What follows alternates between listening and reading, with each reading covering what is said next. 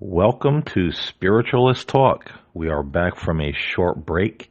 It was actually an unintended break. I put out a podcast last Monday, and then with the 4th of July coming up on Wednesday and just being very busy with work, I totally got lost in the shuffle and wasn't able to actually record anything for the rest of the week. But we're back on track, and I wanted to start this week of podcasting off with an episode of Spiritualist Talk. Because, as many of you know, for me, when someone asks me to speak about a certain topic, I will certainly do that, and I will give it priority over other subjects. And someone asked me to talk about the subject of addiction. And I think that was a subject that fit in well on Spiritualist Talk rather than 1159. And this individual, I'm not going to give away their name or who they are, but they're a friend of mine, a wonderful person. And this individual asked me about addictions. And she, I'm not even going to say what gender this person is, she asked me if I could talk about addictions and the role demonic forces may play in the life of someone who is struggling with addiction. And could addictions be linked with possible karma or past life? And do genetics have anything to do with it? So we're going to tackle, or rather answer this question by, first of all, I've known quite a few people throughout the years who have struggled with addiction, in one form or another. And some of them, many of them, were very spiritual or religious themselves. And I heard people say this or ask that question. They would say, man, the devil, he's really got me, with this addiction. He's winning the battle. Or they would ask other people to pray for them. Can you cast out the demon of addiction? We see that a lot in fundamentalist circles. When they lay hands on people for healing, they often, whatever the malady is the person is suffering with, they'll say, come out of him, you demon of cancer or addiction or whatever the case may be. So before we jump into this topic of addiction, it's important, I think, to look at this idea of the devil and demons from a spiritualist and spiritist point of view, because it is quite different than regular mainstream religion. And if you really think about it, again, this is something that will make a lot more sense when you really think about it. Spiritism and spiritualism take issue with saying there are two forces in the universe. One is good and one is evil. God and the devil. Now, these two beings are almost equal in power. There's this continued cosmic chess match for the souls of human beings. God's trying to get them into heaven, and the devil's trying to get them all to hell, make them choose the wrong road. Lost souls going to hell. But spiritists and spiritualists look at this and say, this is an off-balance way to look at God or the divine. Because you're saying that there is a power that's almost equal to, I mean, not quite, because God wins in the end, says traditional religion, but they're almost equal. And the devil is much more active in the lives of human beings than God is. He tempts them in a myriad of ways. You look at the way spiritists and spiritualists communicate with the other side of life, or the spirits of the deceased, or angels. And mainstream religion will say, well, that's evil, you're just connecting with demons. But spiritists will say, what makes you think that God has given permission or allows just the evil spirits to interact with mankind in that way? What about the good spirits? What about the good angels that are there for our benefit? And so spiritists and spiritualists will say, no, this whole idea of, God and the devil is very much off balance. Spiritists and spiritualists believe that, yes, there are negative spirits. And those spirits do try to influence us. But there is no grand king, Lucifer, who is over them. Spiritists and spiritualists say that the universe is teeming with life, whether it's far off planets, other galaxies, other dimensions. Some life forms may be more physical as we are. Others may be more spiritual that we can't see, we can't perceive with the naked eye.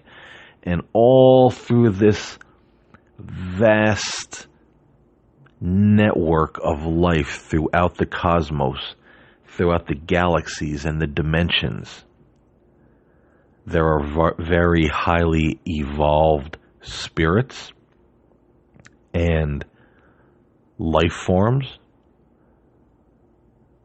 And then there are those who are not so very evolved, and they may, or evolved rather, and they may be negative, they may be selfish, they may be what we call evil. And some of these beings, some of these spirits, interact with human beings here on earth. But spiritists and spiritualists say any being out there, even a human being here on earth, can be a Satan or a devil by choosing to do evil rather than choosing to do the good, the right thing in life. And now I know some of you listening to this podcast, you may have your own spiritual beliefs and say, hey, you're wrong.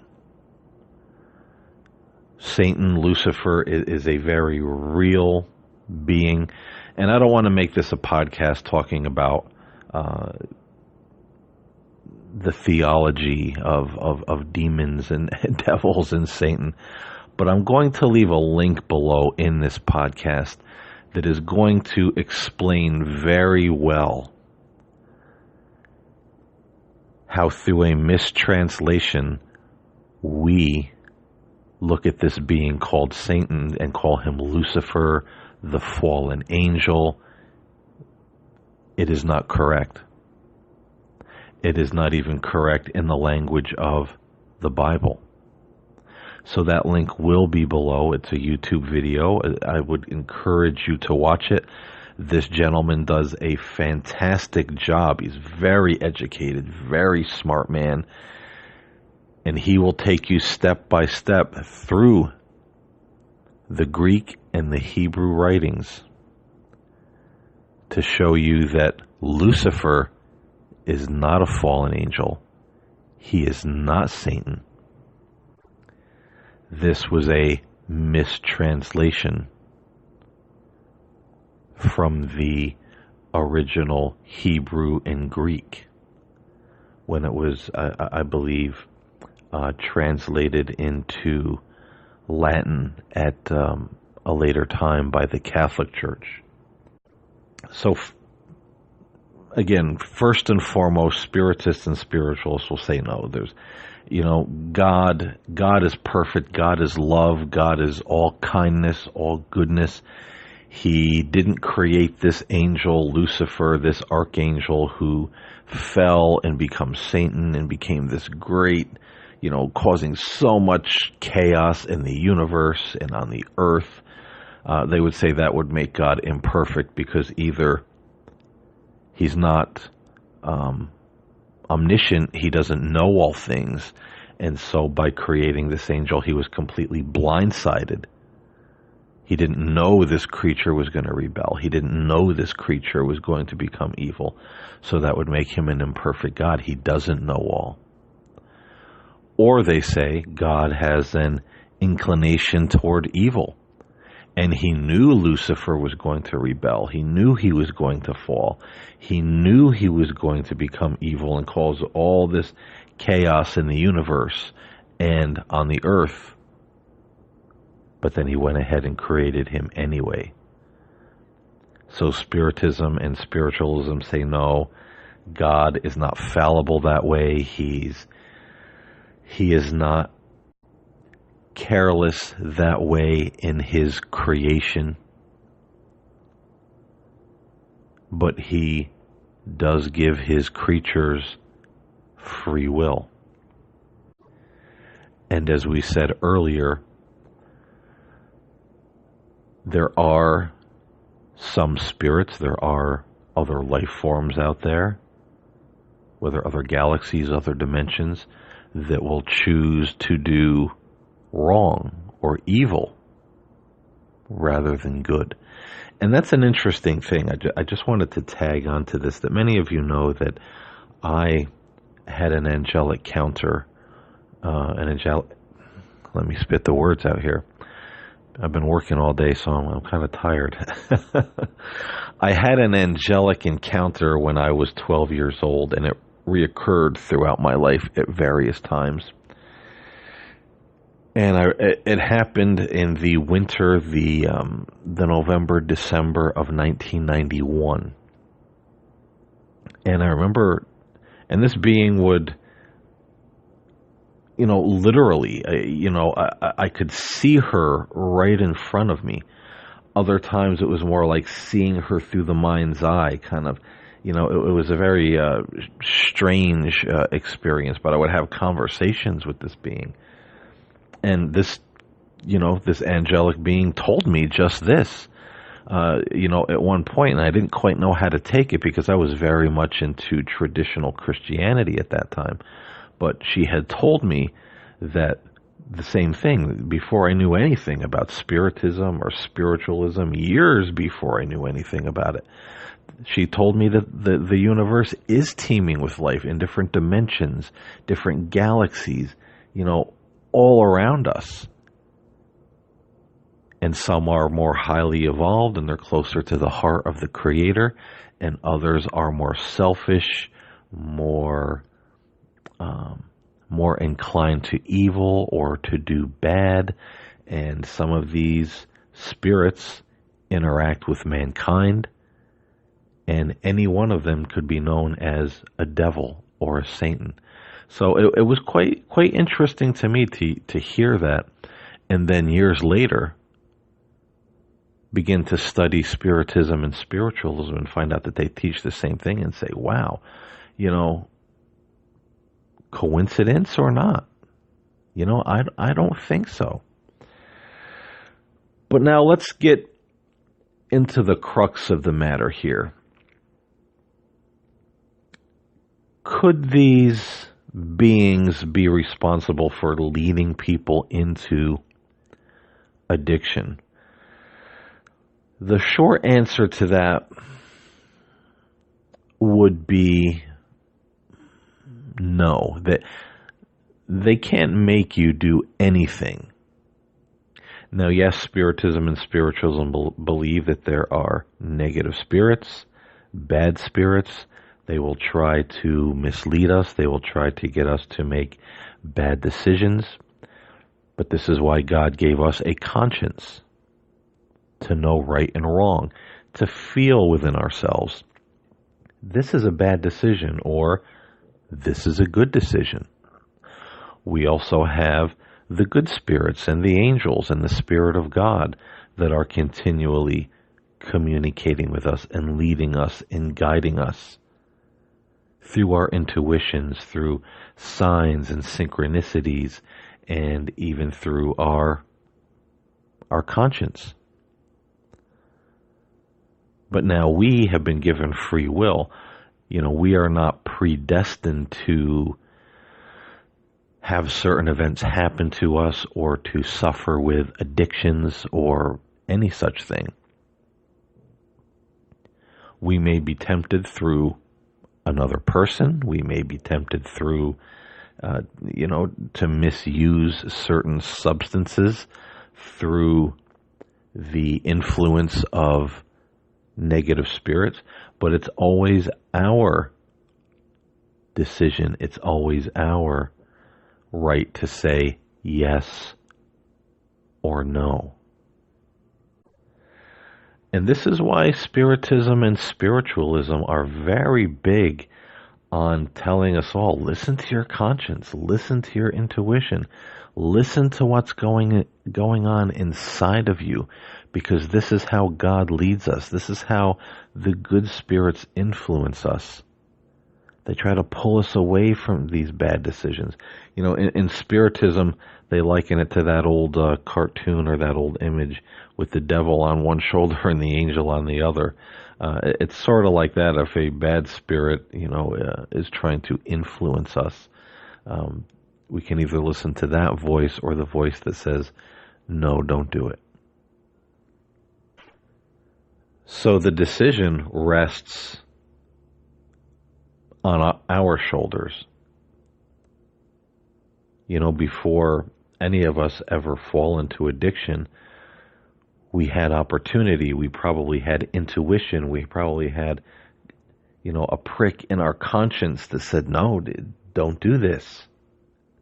But then we did it anyway, and then we became addicted, and then it becomes a greater fight than it should have been or would have been had we just listened to that inner conscience, that inner leading, and said, I feel like I really want to do this, but this is a bad decision. It's a bad spiritual decision. I know this. I'm not going to do it. I don't care how depressed I am. I don't care how bad I want to try to escape reality. I'm going to trust God. I'm not getting into this. Now, that's what we should have done in the beginning, but, sometimes we don't. And that doesn't make us bad people. Because remember, in spiritualism and spiritism, there's always the progression of the soul.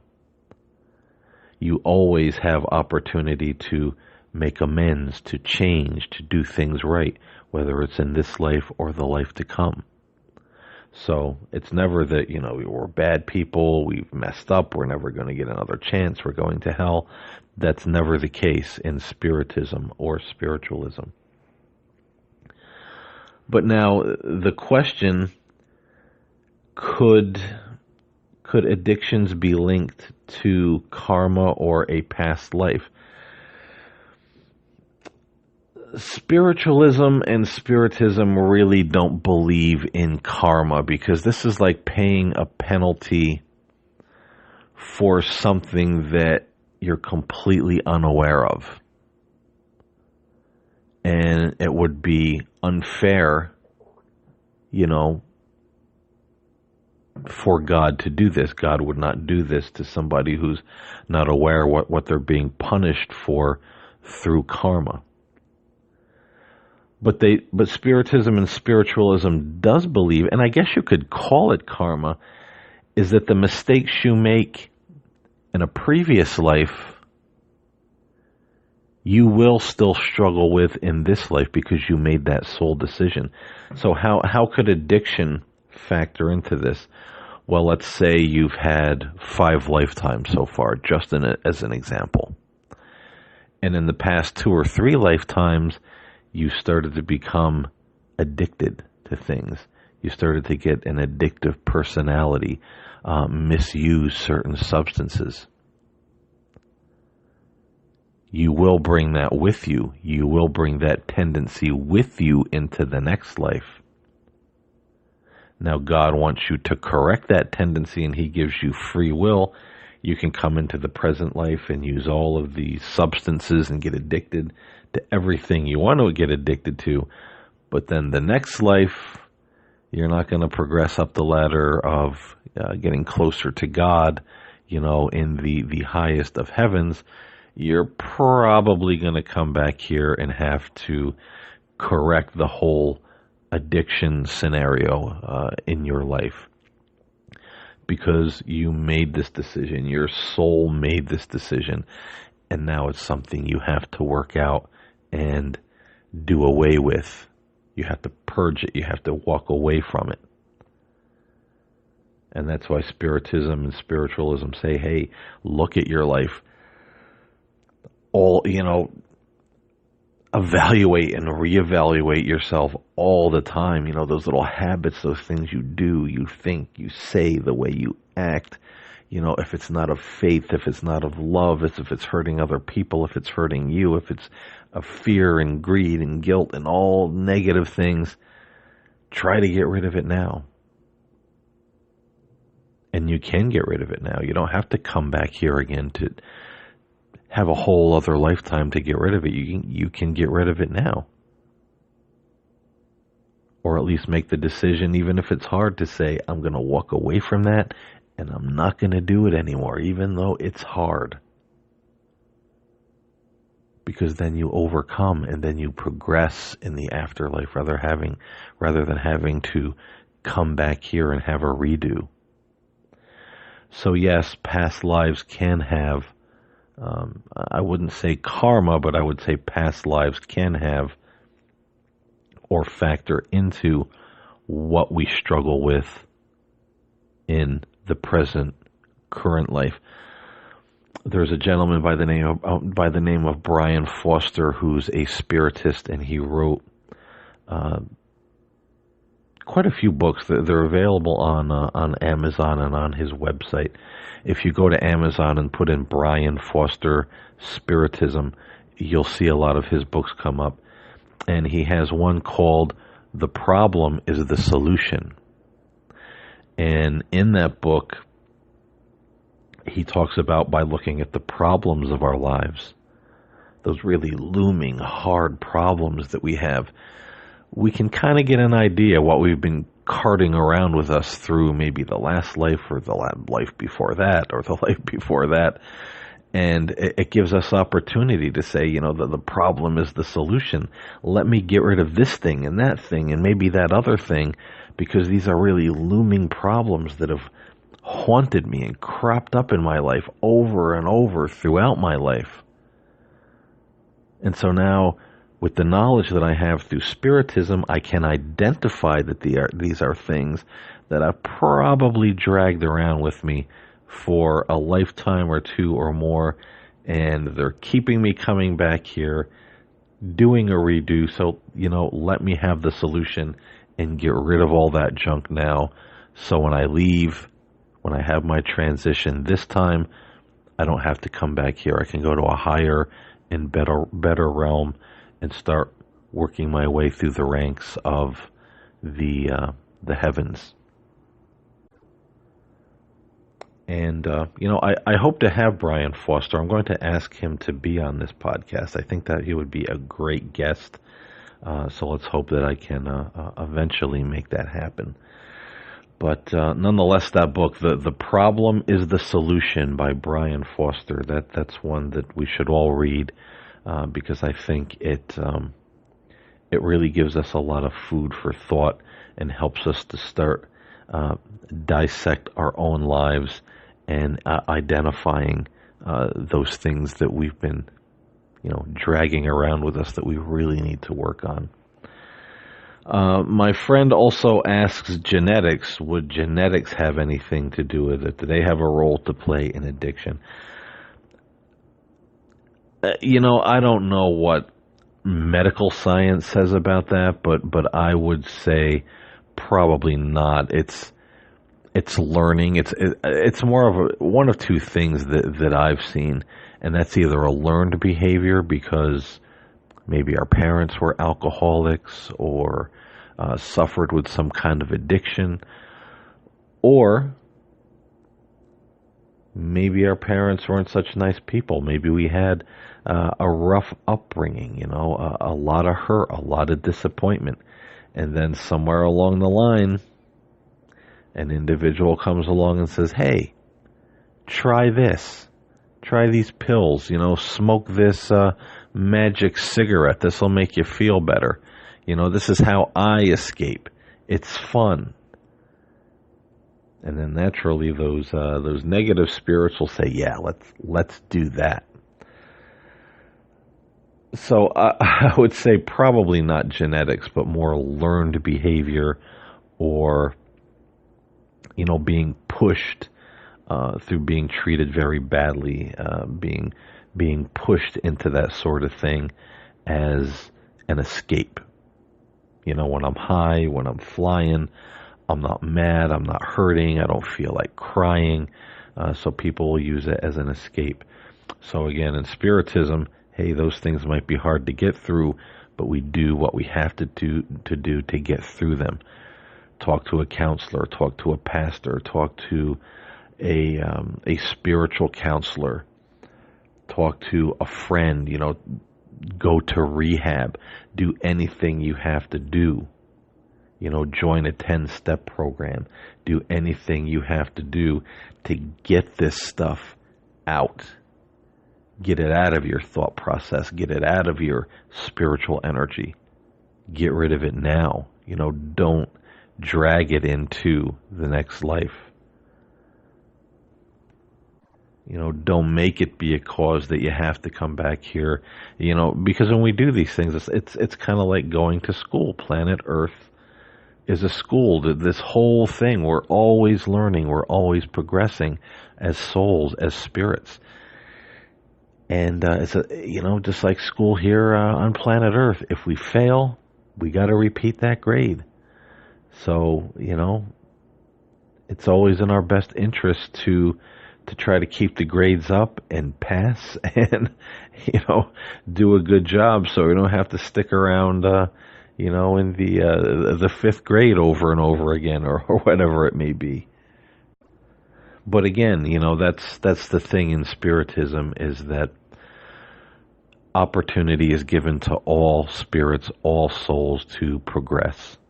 There is no eternal punishment in the flaming hell. Even those negative spirits that tempt you, even those negative spirits that want to be a Satan or a devil and tempt us and try to get us to make bad decisions here in this world, progress is open to them. They can either choose to take hold of it or continue in the error that they're in. So we get that other chance over and over because that is God's love. That is God's mercy. It doesn't make us bad people. He'll let us repeat this grade, 1,000,000 times until we get it right, because he wants us to get it right. And he's always trying to help us. The angels are always trying to help us to get it right. All we have to do is listen. Now, in saying that again, some people may say, oh, but hell, it's eternal. I've said this in previous podcasts that hell, there are lower regions of the spirit realm, and some are not pleasant. We don't want to go there. We don't want to fail so badly here that instead of repeating this grade or progressing to the next, we actually fall lower into the lower spirit realms, and they can be very unpleasant places. Yes, they can be hellish. You're not going to be burning in fire with demons taking, eating you alive or whatever the case may be, but they can be hellish in other ways. But again, even those spirits have opportunity to progress. or they could stay there for many, many, many years. And it's not beyond the philosophy of Spiritism to say there are some souls who may never change, no matter how much opportunity they're given. They may want to just hold on to that darkness and hold on to that evil, hold on to what is wrong forever. And so in their case, those hell realms could become their eternity. But it's their choice. They've chose eternally the wrong path, and they're there, of their own free will, their own choices that they've made. God didn't put them there. But at any time that they turn and they want to progress, they want to leave all the darkness behind, they have opportunity to do so. So anyway, I think I've given a little bit of food for thought here on all of this. The universe, it's a complex place. When you think about the physical universe, the spiritual universe, God, angels, the world of spirits, and all that sort of thing. There's certainly more to it than meets the eye, but for our personal lives here on Earth, it's not as, I would say, illogical as some religions make it out to be. And no one is suffering from addiction or having other problems in their lives because the devil's got a hold of them and all this crazy stuff. We can always change what tomorrow will bring. And it may not be easy. Nobody said it would be easy. Sometimes it is. Sometimes we overcome things with a hop, skip, and a jump, and wow, look what I did. Wow, that was amazing. Wow, look how good I did. And other times, it's drudgery. It's hard to overcome and get to the other side of some problems in our lives. But again, as Brian Foster would say, the problem is the solution. So read Brian Foster's book if you're so inclined to do so. The Problem is the Solution. And also don't forget to watch the video that I'm going to leave the link to in the podcast description, because that's really going to educate you on this whole Lucifer thing. And you know me, I'm big on educating ourselves and having the right answers, because there's a lot of wrong answers out there that we've been given over and over and time again throughout years and centuries and decades, and it just becomes ingrained. And so many of us walk around in this world, man, like it's practically a living nightmare, and it's just not that way. So please educate yourselves. Please watch the video. That's why I'm leaving the link below, so you can educate yourself on this and get a better understanding of this whole Lucifer debacle. So I hope the podcast was enlightening. I hope you enjoyed it. And until next time, be blessed, walk in the light, be the best person that you can be kind to others, be love and give love. And I'll see you next time here on Spiritualist Talk.